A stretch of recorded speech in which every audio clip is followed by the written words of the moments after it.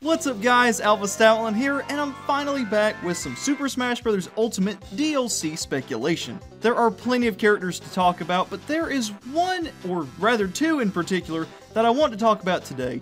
And of course that is the icon of the Nintendo 64, the perfect fusion of avian and mammalian, Banjo and Kazooie. This bear and bird duo are among the most requested Smash Bros. Characters, period. People have wanted them for years, and I'm finally going to talk about them. Now, I have never played any of their games. I have heard that they are amazing, except for Nuts and Bolts, but apparently fans don't talk about that. But I really have a good feeling, and I know I said this about Shantae and Shovel Knight and Shadow and a bunch of other characters, but I really do think that Banjo and Kazooie are going to be in DLC for Super Smash Bros. Ultimate, and I would even argue that they're going to be part of the Fighter's Pass. So could Banjo and Kazooie actually be in the Fighter's Pass for Super Smash Bros. Ultimate? Let's find out, shall we? Hey, editing me, cue the nostalgic music. That's right. My first point, and I'm kind of being redundant because I've already talked about this a bit, but it's their overall popularity within the Smash community, and more importantly, their importance and placing in the Super Smash Bros. Fighter ballot. Of course, we certainly don't know how high each character ranked, except possibly Bayonetta, but Banjo and Kazooie were very consistently popular during the time of the Fighter's Pass. People were coming up with movesets for them, there was constant support from fans, there was just so much hype for them, and for obvious reasons, because people love these characters. It's not just nostalgia, it's the fact that they were icons of the Nintendo 64 era. People really loved them and really wanted to see them in this game that celebrated gaming history. And so, for obvious reasons, people wanted to see them in this game. My second point is that they have a very long history with Nintendo, and Nintendo themselves are picking the DLC fighters for the Fighter's Pass. Now, while I personally never owned a Nintendo 64, there were several voice crack. There were a lot of games on this platform that people loved, and of course there were icons like Super Mario 64 and Star Fox 64 and Donkey Kong 64.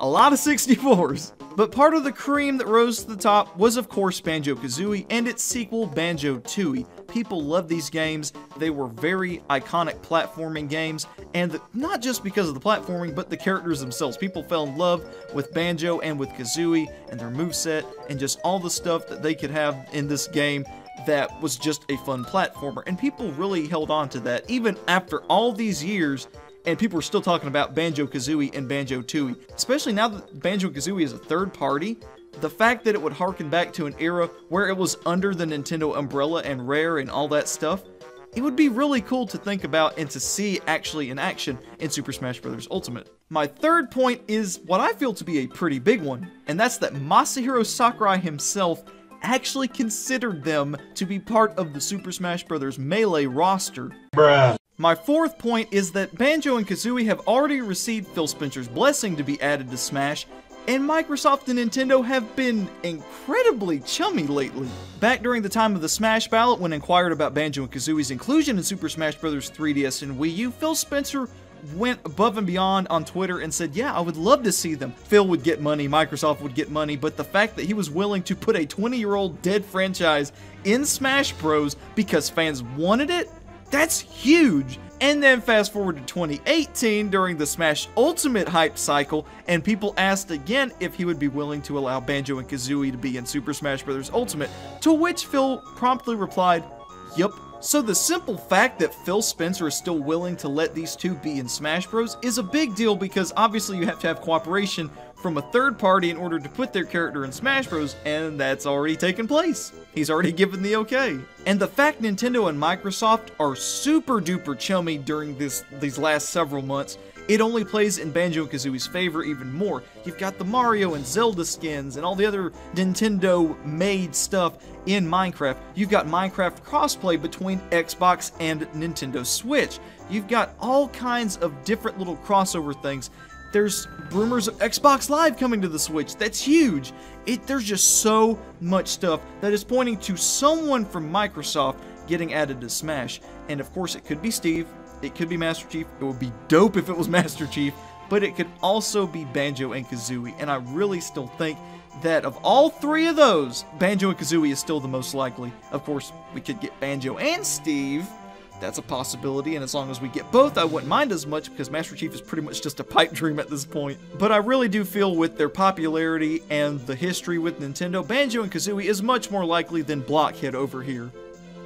I mean, seriously, who actually wants this in Smash Bros. As a playable character? Unless he is a Mii Fighter outfit, I could live with that, because then you could play as him and it wouldn't be a whole different thing, and then it would make sense because they're both avatar characters that you can customize, so that would be the perfect role for Steve in Smash. Just make him a Mii Fighter outfit, just the little cube head, like, do you like my sword? I mean, and my fifth and final point is that there is some speculative evidence of Banjo and Kazooie being in Super Smash Bros. Ultimate, and possibly in development as we speak. So as we all know, since Super Smash Bros. Ultimate has been released, it's been consistently and constantly data mined. Data miners have dumped so much stuff on the internet, and some of that stuff I will be talking about, and one of the main things that grabbed my attention immediately, and I was like, oh, Banjo and Kazooie actually has a chance, is the fact that there is evidence in the data of rare spirits from the series Blast Corps and Jet Force Gemini. It's interesting that there would be any data at all for someone from a rare franchise, let alone something that old and obscure. So, why is it there? I think it's because Banjo's in Smash. I'm just saying it now, and I feel like they either were going to put him in the base roster and took him out and kept those and scrubbed all the spirit references from Banjo and Kazooie and from Jet Force Gemini and all that, but they missed these, or the fact that they were putting in spirits ahead of time to reference stuff to come and just forgot to scrub that little thing out. Now, of course, that could just be nothing. It could just be there, oh, we forgot to take that out. Something fell through. Something could have fallen through. That's very possible. But I think it's more likely that Banjo's coming sooner or later. It was either going to be base roster or is now going to be DLC. That's just my reasoning. That's my speculation. But it is interesting that there are rare spirits in the file data for Super Smash Bros. Ultimate. And while we're on the topic of data mining dumps, I do want to talk about the code names.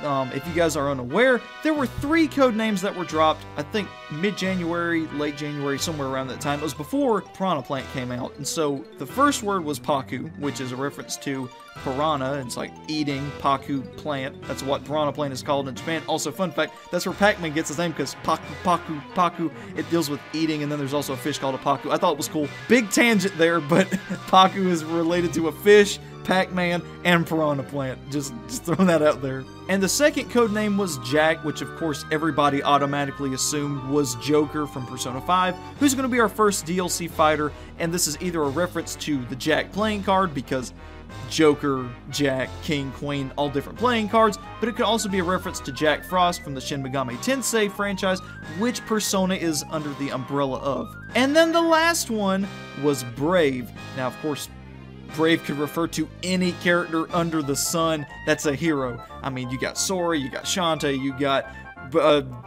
Erdrick from Dragon Quest, you got everybody that everybody's been speculating over. I personally was thinking it was Sora because of how floaty this character was and all that, but as time has gone on, I think it's Banjo.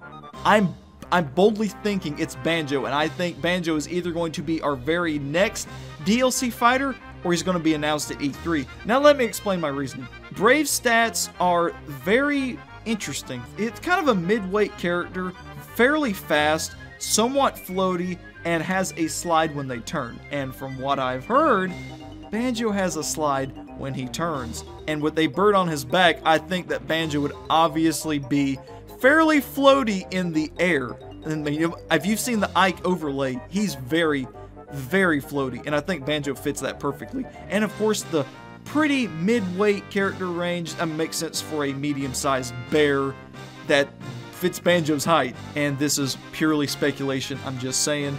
But Paku starts with a P, Piranha Plant starts with a P, Jack starts with a J, so does Joker, Brave starts with B, Banjo starts with B, Brave has 5 letters, Banjo has 5 letters. I mean, hey, it's just speculation, but guys, the puzzle pieces are lining up. I know this was like this with Shantae. I know this was like this with Shovel Knight.